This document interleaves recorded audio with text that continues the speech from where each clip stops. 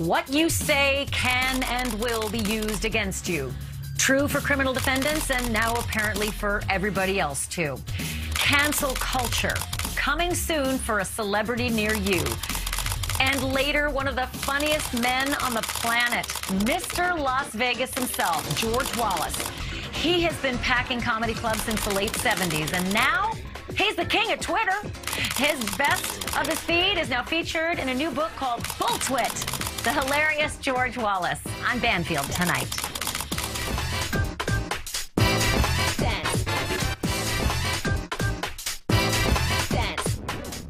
Hello and welcome to Banfield. If you mixed Julie Andrews with Mary Tyler Moore and you threw in a little Carol Burnett, you might come up with Ellie Kemper. She's wholesome, winsome, and funny. Ellie Kemper, the very last person that you could ever imagine would harbor a scandalous secret. Well, on Monday, Kemper was apologizing for being crowned Queen of Love and Beauty at a debutante ball in St. Louis, back when she was 19 years old. She's now 41, so if you do the math, it was 22 years ago. Her alleged offense stems from the organization behind the festivities. It was founded post-Civil War by Confederate officers, and they notoriously excluded Black and Jewish people. But back in the late 70s, they ended the practice, which means when Kemper was 19, yeah, that was pretty much ancient history for her. Nonetheless, Kemper acknowledged the group's, quote, racist, sexist, and elitist history in her apology. And thus, she becomes the latest Exhibit A for those who believe that a cancel culture is lurking out there to mute and to neuter us all. Notwithstanding the fact that Kemper has not been canceled from anything that we know of so far yet. But there is an Exhibit B, too. Also in the news, Chris Harrison has announced that he's leaving The Bachelor for good. You may remember, or not, that Harrison defended a former contestant on The Bachelor who'd attended an Old South plantation party while in college. For him, at least, cancellation kind of pays. A reported 8-figure settlement from ABC. And I know what you're thinking. Yeah, I get it. What does former President Obama think of all of this? Because that's the first thing that crosses your mind, right? But this week he did sit down with CNN's Anderson Cooper and said this. I think that a lot of the dangers of cancel culture and, we're just going to be condemning people all the time, at least among my daughters, that they'll acknowledge that sometimes among their peer group or in college campuses, you'll see folks going overboard. But they have a pretty good sense of look, we don't expect everybody to be perfect. We don't expect everybody to be politically correct all the time, but we are going to call out institutions or individuals if they are being cruel, if they are, discriminating against people. We do want to raise awareness. And with that, I want to bring in my guests. Dennis Prager is a longtime radio host and writer who co-starred in the 2019 documentary No Safe Spaces. Judy Gold is a comedian, actor, podcaster, and the author of the book, Yes, I Can Say That. When they come for the comedians, we are all in trouble. So welcome to the both of you. Dennis, let me begin with you because I know you're no fan of the cancel culture out there, but there's an argument out there that it isn't really cancel culture, it's free market. It's exactly what society has always been about, evolution of thinking. Where do you stand when it comes to that? They're not mutually exclusive. Companies and private institutions are engaged in cancel culture. It's not either or. So what we have in the United States of America in the year 2021 is something new in history, that it is not the government primarily that is suppressing free speech and canceling civil rights. It is private enterprise. So this is a form of fascism that we have not seen in the past, where it is created by private companies who have, of course, enormous powers like the big tech. Big tech is the greatest transmitter of information to more people than anything in the history of the world. And they are far more dangerous in terms of free speech than the United States government is. The Democrats who support these corporations don't have to do a thing. They just have to allow the companies to suppress free speech. The examples that you just gave are so preposterous as to boggle the mind. A woman was in a debutante ball at the age of 19 in an institution that was first created by people who were bigoted against Jews and blacks. So therefore what?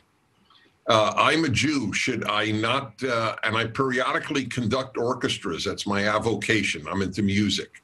Should I not ever conduct Wagner because he was a rank anti-Semite? I mean, all I could say, and this is my final point, is there's so little racism in the United States. All of this, all is proof of how little there is, that we have to dig up this stuff to show how racist the country is. Well, I think, definitely people would beg to differ. It's easy for white folk to say there's no racism, but it sure ain't easy for black folk who try to just prosecute their lives on a daily basis, and it's a very different experience. Judy, where do you come in on the Ellie Kemper thing? Sorry, go ahead, Dennis.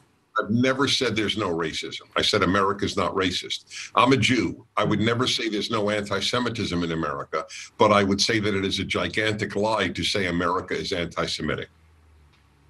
So Judy, you're a comedian. I'm sure that you, like I, consume Ellie Kemper's product voraciously, whether it was the adorably ditzy receptionist on The Office, or whether it was, the unbreakable Kimmy Schmidt, which I thought was brilliant.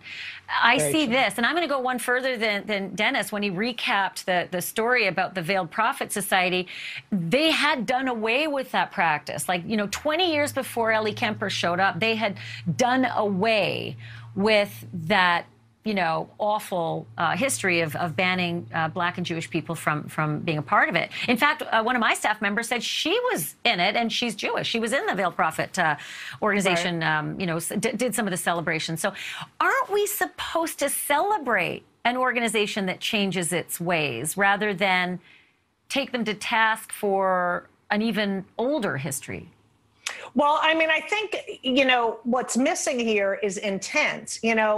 I think Ellie was just trying to say, I did this, I'm ashamed of it, and trying to educate people.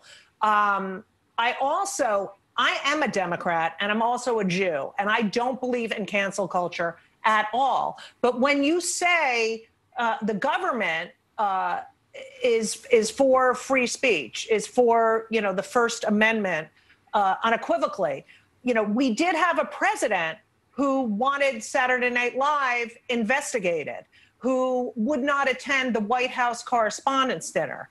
And these things are very dangerous, I believe, because if you're talking about comedy, a comedian's goal is to make you laugh.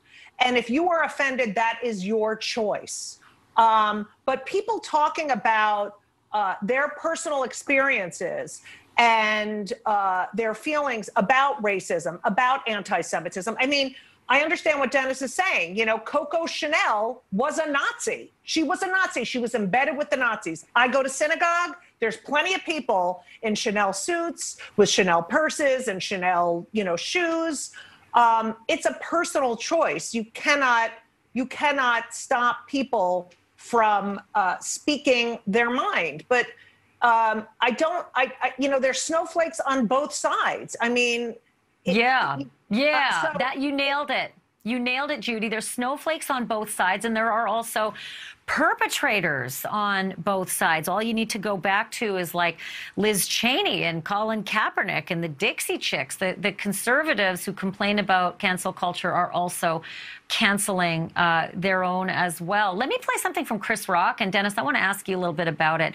He talks about the safe space issue and what that means for people of his ilk in his industry. Take a look. Not letting comedians work is, what happens is everybody gets safe. Right.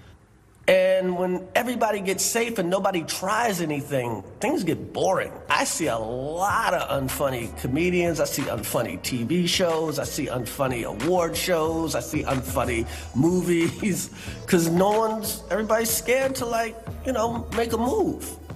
And that's not a place to be. So, Dennis, what I find fascinating about this whole topic is that it has made strange bedfellows. A lot of conservatives and liberals have allied, in fact, right here on this panel against this. So, if there is so much teaming up against it, why is it so prolific, this cancel culture notion? I have argued for years that conservatives and liberals have far more in common than they have apart. I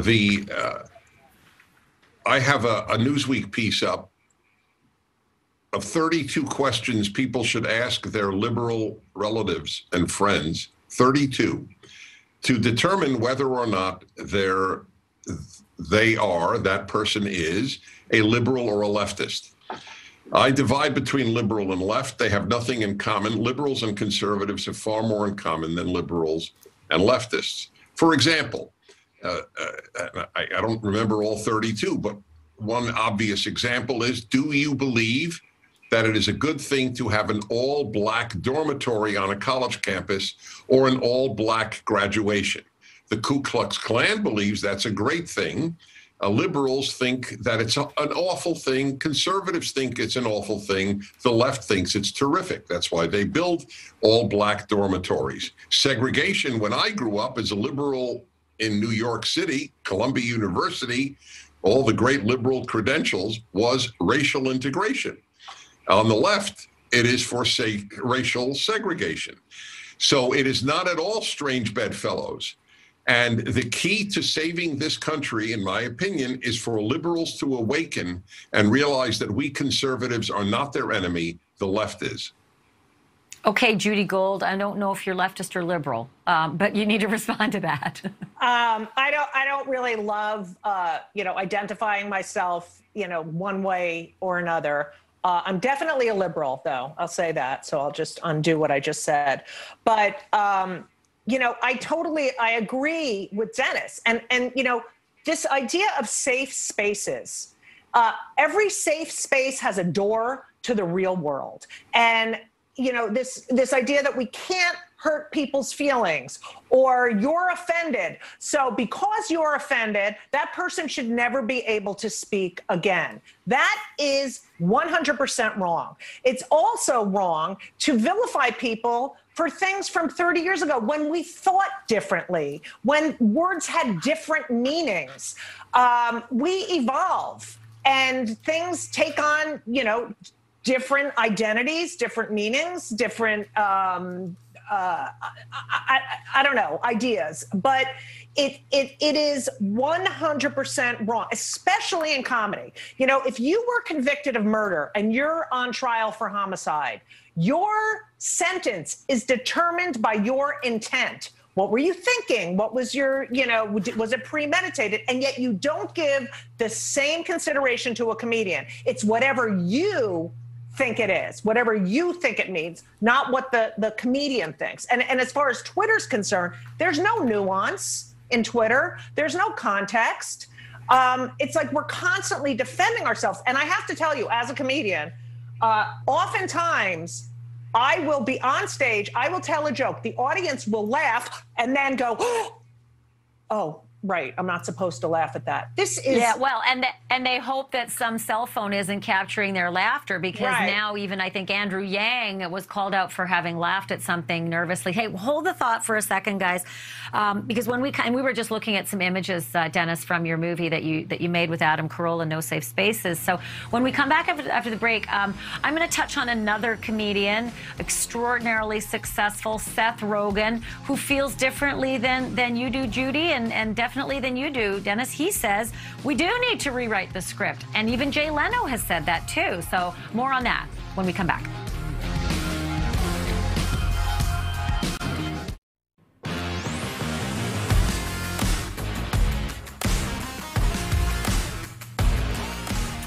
Welcome back. We're talking cancel culture with the conservative radio host, author, and founder of PragerU, Dennis Prager, and also with us, comedian, writer, and podcaster Judy Gold, who is the author of Yes, I can say that. All right, you guys.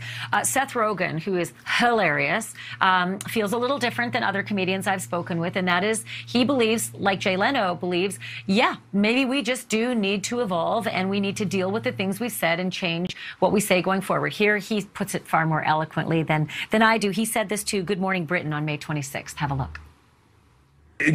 Saying terrible things is bad. So if you said something terrible, then that's something you should confront in some way, shape, or form. I don't think that's cancel culture. That's you saying something terrible if that's what you've done. So Dennis, it's interesting to see people who do the exact same job and are dancing the same tightrope with very different opinions on the comedy stage. And listen, if you're in performance, and especially if you do extemporaneous stuff, you do feel nervous plying your trade these days. I wonder what you think about the fact that some will say, look, the workplace does its thing as we evolve as a society. It's not cancel culture. It's just, hey, you got to get along with your coworkers. And if you don't, the product suffers. Disneyland removed the exhibit of the pirates. I don't know, it was Pirates of Penzance or the Pirates of the Caribbean. That's Pirates of the Caribbean, yeah. Yeah, and in it, I recall seeing this when I took my little kids. Was some pirates chasing a woman, constantly, going in a circle, and that's been removed. And I never quite understood what is wrong about showing a man running after a woman. That's what is built into the human condition. In fact, I have a male-female hour on my radio show every week. One of my hours of the 15 that I broadcast is called the male-female hour. Women call in and tell me, and I'm talking about especially young women, that men don't do that anymore. They're so afraid. They don't ask them. They won't approach them at a Starbucks. They're simply, it's almost non-existent of picking up a woman, or as they would say. Dennis, honestly, I just got to jump in here because I'm finding it kind of funny. Only that, approaching someone at Starbucks to say, what are you doing on Saturday night is different than the whole rapey culture of pirates. You know what I'm saying? Right. There's a difference. Right, but it was a cartoon. Nobody took it literally. It was a joke. That's the whole point. You can't joke. But should we be joking about raping and pillaging? Because that's what pirates were all about, right? They really were. But let me just say that neither my wife nor I never in our lives assumed that the guy was going to rape her. It was a guy running after a woman. If you think he was going to rape her, you are reading that into the scene. Well, Dennis, you're 72. I'm 53. And when we were kids, we just accepted that garbage as normal. You couldn't rape your wife. And if you were at the bus stop wearing a short skirt, it was your fault, Right. No. Wait. No one is defending rape. It's about an evil an act as a human could commit. I don't quite, it's ironic. In a more religious America that was more prudish, they were fine with having a guy run around in the Pirates of the Caribbean exhibit. They were fine with women in swimsuits in the Miss America competition. It's the secular left that finds it objectionable to have women in swimsuits. Tell me, is that a rape scene too? Why? Well, Judy, you're not. It's funny, Judy. You're shaking your head, and the more religious, 60s and 70s, shall we say, women didn't have much of a say. But I think, Judy, you and I are probably of the same ilk. We grew up with the same rules, and you had to be ladylike, or else that was the scarlet letter. If you weren't ladylike. And what is ladylike? What is ladylike? Having no opinion, being docile and quiet, which is why stand-up comedy is such a sort of a male profession, because, comedy is a weapon. It's a unifier. It brings people together, but it's also a weapon. I mean, you can really, really shut someone down with a great, great joke. But objectifying women, I'm sorry, it's not right. It's just not right. I had a comedian went on the other night, and he has this joke, and he said, I got in the elevator the other day, and a woman walked in. The door opened. A woman walked in, and she said, "Good morning." And I was like, "Oh, I'm not gonna fall for that." And the audience laughed, and it is sort of funny, but there's also this sadness that you can only objectify a woman. A woman is only for your sexual pleasure, that there's no, it's so hard for you to have a normal conversation, a platonic conversation with a woman. Dennis, I respect you, and I agree with you on a few things. I really do. But you're a white male, and you have not had to navigate this world as a woman with an opinion. You haven't had to navigate it as a man.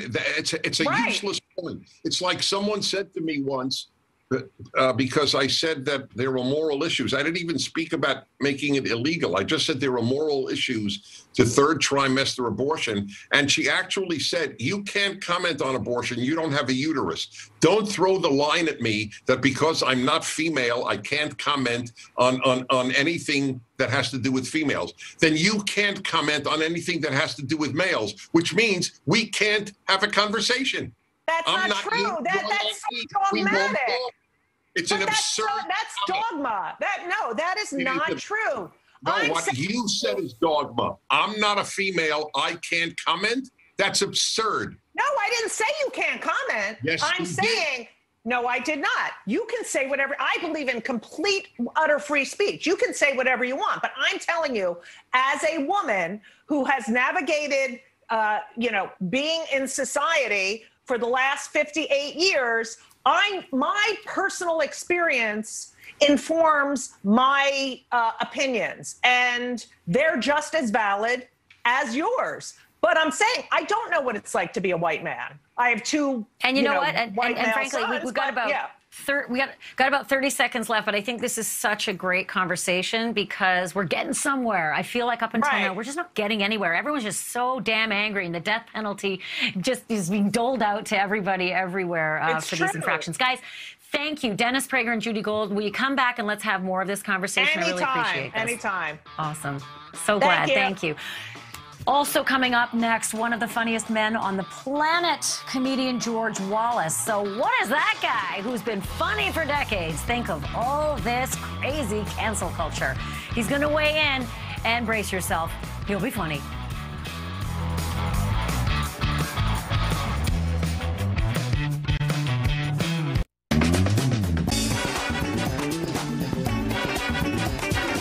I'm in the 7-Eleven. I had a pint of Haagen-Dazs ice cream, a loaf of bread, 3 bananas, 6 Coca-Colas, a Wall Street Journal, honey bun, moon pie, and 3 bags of pork rinds.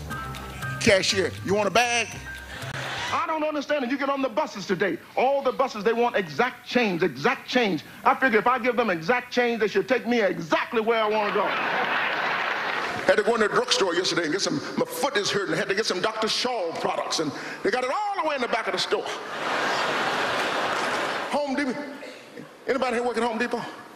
Does anybody here working at Home Depot? I feel like I'm in a real damn store. I know I need to go to jail for saying a lot of things I said tonight, but a lot of people need to go to jail. You know that? You know who needs to go to jail?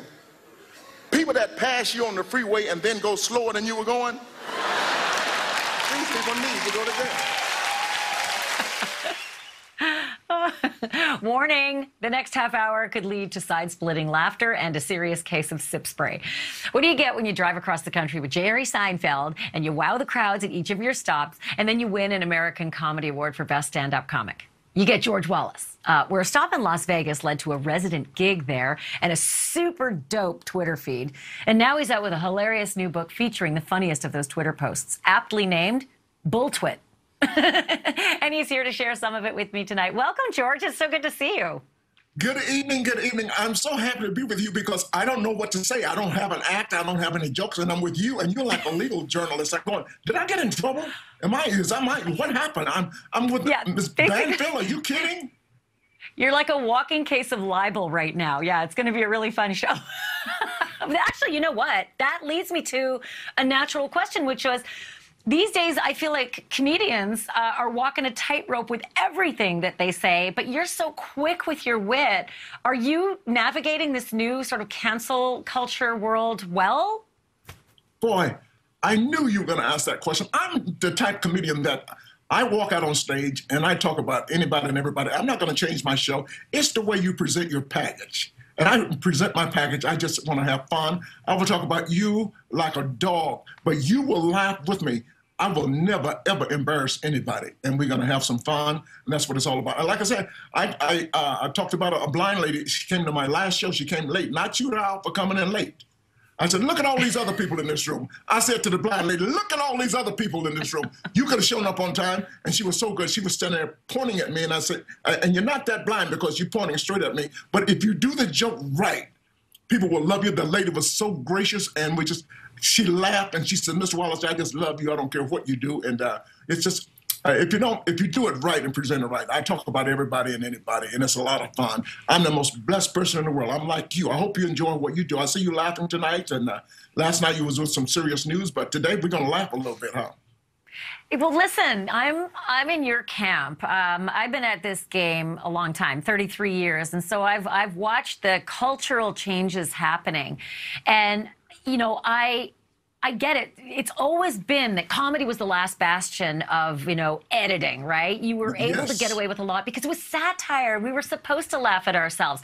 But I feel like more and more, too many groups of people are snowflakes and they just can't take the humor. Are you, and you come from an era where snowflakes didn't matter, you know? It was all Alaska. So what do you think about these days? Well, like I said, I'm enjoying these days myself. I'm doing what I want to do. I know there's people out there, you got to watch what you say, you got to watch what you do, and it's just somebody just waiting because this is getting everybody in trouble. They got you when you do an act, they got you. That's what got Tiger Woods in trouble. So, and if you say anything slightly off, they go, ooh, ooh. But I'm going to be me. And I'm going to, like I said, I'll never embarrass anybody, and I try not to say the wrong things, and I try to, I just love laughter. And that's my job, is making people happy, and especially what we've gone through in the last year or so. I'm just so blessed, and I get choked up sometimes talking about what I do, you know, going with COVID, and I haven't been on stage in 18 months, but I have the greatest job in the world. I've been on all the TV shows, Zoom-wise or whatever, and God has blessed me with a career that, and all I do is lie. I just lie. I just make up stuff. Don't you, isn't it great to just have a job when you just lie? See, you're a legal person. Everything's got to be legit. Only thing, see, that's why I use a legal pad every day, a legal pad. If it's not on this pad, it's not legal, okay?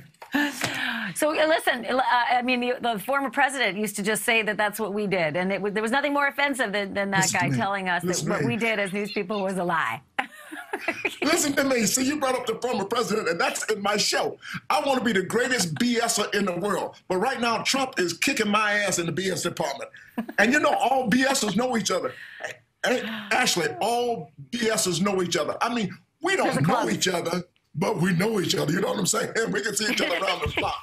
So I had put my, you brought up the former president. I put, that's in my garage sale. So I have to stop doing those jokes. But I got a lot of Trump jokes I got to get rid of, you know, because I'm pretty sure he's the only one. End of an era. By the way, was that devastating? All of a sudden, I mean, he was like manna from heaven for so many comedians. And now it's like, where's our next pool to choose jokes from?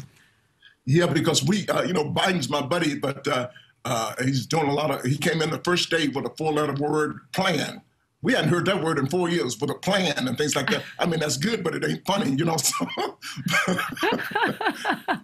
Yeah, boring is good for, you know, domestic policy, but it is a bummer for the joke, for the writer's room. Like, I know it's been a while since you've been in a writer's room because COVID, but do you think that this is kind of like all of a sudden there's a dearth of comedy out there, A, because Biden's boring, and B, because you got to watch what you say?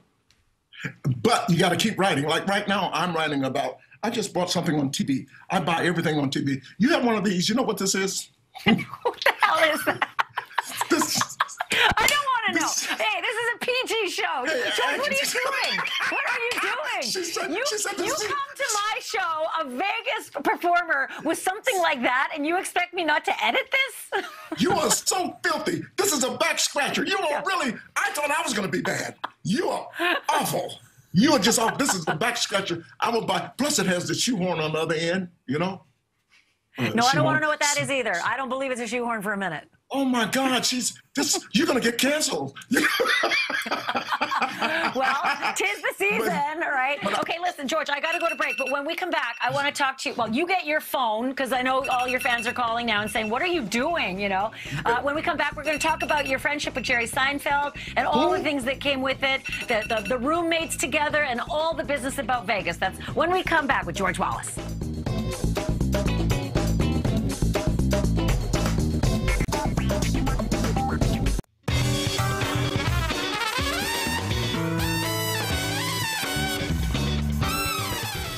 We are back with the appropriate Vegas-like music with comedian George Wallace. His very funny new book is entitled Bulltwit, because it's stuff from Twitter that's really, really funny. By the way, I love the title. It is so clever.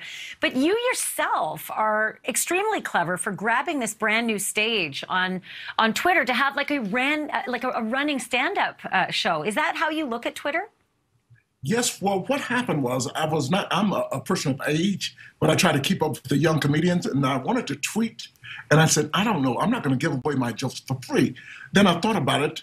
There are more than 500 million tweets per day, tweeters out there, and I said, some of these people would never come to Vegas and see me. So let me share some of these jokes, and it turns out it has been fun, and I have friends from all over the world, and they share these jokes with me. What I do is call and respond. It's just, you know, sometimes I do the top 5 bells in the world. Shout out to the top 5 bells in the world. I had like Tinkerbell. I had like Saved by the Bell, Liberty Bell, blah, blah, blah, blah. And people would write me back. Here's the one on the screen. It's the top 5 waters. It's really funny. Holy, Tap, You Can Lead a Horse Too, Baby with the Bath, and Bridge Over Trouble. But my question is, what happened to Off a Duck's Back? Did it just not make the top 5? That's where the fun comes in. There you go. When people like you come in, I love it. And sometimes I'll leave one off in particular. Sometimes I don't know. But it's not what I say. It's my replies. And I love that. You know, what off the duck's back. Yeah, that's wonderful. Everybody gets in the game, right? Like, everybody now can heckle you, but it's like it's organized. Oh, my God. That's the best way to say it. Everybody can heckle me. And I love being heckled because I don't care who gets the laugh. I'm the one taking the check home. You understand what I'm saying? Uh-huh. Do you know what else I like? I like the thing that you do. They're called the things I straight up do. And one of them, it was really funny. It's I will straight up eat a cupcake out of a pan and a pancake out of a cup. I don't give a you know what the man says and whatnot. I love the and whatnot because it's kind of your signature. Whatnot is the most important word of the subject because that means anything and whatnot. So let's say anything you want to add and whatnot. I love that, and that was my favorite things I'll straight up do. You know, I'll straight up eat cupcakes out of a pan. I'll straight up pick my teeth with an ice pick, and I'll pick ice with a toothpick. I don't play by the rules. I don't give a damn. I don't play by the rules. I'll eat French toast in England and an English muffin in France. I don't play by the rules, okay? And the and whatnot to me is like part of your I don't know if you still do it, but the wordology where you would take words and really say, what are we doing, folks? Like, I think I remember seeing one bit with you and Larry King where you said, it was like, what is with black people using the word transitioning instead of just straight up kicking the bucket? Listen to me, you guys, you really did some research. I don't remember that, but it's just, see, black people don't die anymore. See, we start she made her transition. He made his transition. And like you said, what happened to kicking the bucket and pushing up tulips? And another one bites the dust. She's pushing up tulips. And then they say, you know, people just say stupid things at black funerals. She's in a better place. And I'm going, she's in a box. But you know what I'm seeing? I see your Jerry Seinfeld showing through. And if our viewers don't know this, you are straight up Jerry Seinfeld's best friend. So I'm starting to see where the two of you are cut from the same cloth. Okay. We observed everything. Jerry Seinfeld, I'm actually the real George. I'm the roommate. I'm the real roommate, okay? I'm the real roommate for 13 years. Seriously? Was that character, I mean, I know you were Jerry's real roommate when you guys were living in New York in your early comedy days. You truly were roommates. But in the Seinfeld show, they named his best friend George. Is it really after you? No, the name George is after me. The characters are based off a Larry Davis friend, but I'm the real George. Even today, we're still best friends today. He just called me in our break. 45 years, that's my best friend. I was his roommate for 13 years. I was best man at his wedding, and I'm the father of his kids. So, Because I see the resemblance, George. even to this day, we write together, we talk together, we live together. We don't know a lot of people. People think that we know a lot of people, but we don't. We might know maybe 4 people that we really love and trust, but he's my best friend. And I tell you what, it's a blessing also to have a friend like Jerry Seinfeld. It's just... I'll tell you what. I seriously didn't even need to read that about you. I saw you with him in his show, Comedians in Cars Getting Coffee, which there's another tip for everybody. You've got to watch that series. It's hysterical. But if you would indulge me for a second, I want to play the clip of you and your bestie, Jerry Seinfeld, as you're in I think you're in a diner or something, and he's having in Las Vegas, the Pepper Mill in Las Vegas. That's it, the pepper mill. But it's what you do to a normal conversation that drops him, in his seat. So let's take a look at it. I want to ask you about it on the other side. Take a peek. You think there's a local crowd in here, or there's the regular tourists? I don't know. Hey! Where's everybody from? Vegas!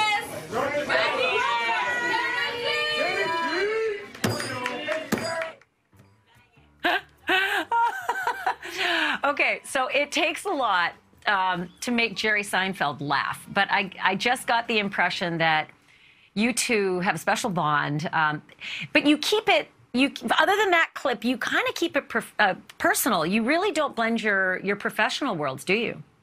No, we don't. We kind of, well, he's very strong, I'm very strong, so we do a very few shows together. We went to Europe and we traveled together, but professionally, we're headliners. And I like to do a long show, and he likes to do a long show. So I don't, how do I say that? Well, we keep friendship and business separate, okay? That's why we've been friends for 45 years. Let me leave it Clearly, at that. because you know what? He called you, George, during the break, and you could have left him up on the phone and had him a part of this. But you're like, no, I have another thing to do, and Ashley's very special. Like, what were you thinking? Who, Jerry? Yes. See, everybody goes crazy. And his kids think Jerry is so different when he's around me. See, everybody around Jerry are like, yes, people, because he's the boss. Well, when we get together, I'm the boss. I'm in charge, okay? And so I'm a little older than he, so I'm like his older brother. And it's a completely different situation there with us. And we just real love quick. each other. The residency that you have, because I want to get this in there. I'm plugging your book, but I also want to know when you're going to be back on stage at your residency in Vegas, because everybody wants to book, and COVID has left the stage empty. What's the story? When are you coming back? What you're going to do, you're going to go to any site in Las Vegas. Just look up George Wallace, Las Vegas. It'll tell you where I'm. Right now, I'm at the West Gate. I'm at the hotel where, and I tell you what, when you come to see my show, I will see you and I will bow to you. I don't touch anybody. I don't shake nobody's hand. I ain't touching nobody. I'm not getting no letters in the mail 30 years from now talking about I touch you, okay? So I just bow. I pretend I'm Asian. So and that's the best culture. I love just bowing, better than shaking people nasty ass hands, you know. So but just go online. And, well, yeah, I think it's brilliant. We're seeing pictures of Vegas, and you're at, like you said, you're at the Westgate. That's the old Las Vegas Hilton, by the way, for people who don't know. That's where Elvis was plying his trade and swinging those hips. Hey, George Wallace, will you come back and do this with me regular, like early and often? Yes. I really enjoyed this. Did you get a chance to show the book? I think you did, right? And you know what? Go I just online decided, and buy the book too. You got to go online and buy the book. We did, which is why I got those quotes. But you know what? I'm going to ask you, if you got it like a few more minutes, I had a bunch of people asking me questions, and so I want to come back after the break if I can and get a couple of viewer questions in, because they're pretty funny too. You got a second? That book is at MrGeorgeWallace.com, not Amazon. Amazon takes all your money. Okay, we're coming back right after the break with George Wallace and your questions for the comedian. That's next.